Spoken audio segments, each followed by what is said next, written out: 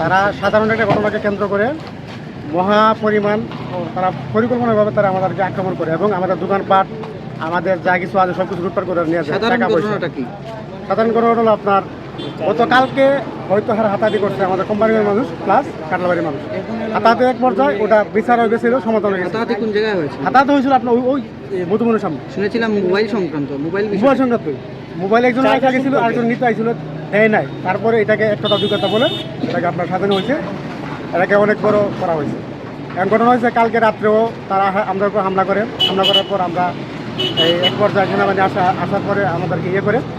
এখন কালকে শেষ ঘটনা, কিন্তু আজকে আবার তারা সকালে তারা বর্ণি এবং কোম্পানিগঞ্জ গ্রাম সহ আমাদের এখানে এসে হামলা করে, আমাদের দোকানপাট লুট করে।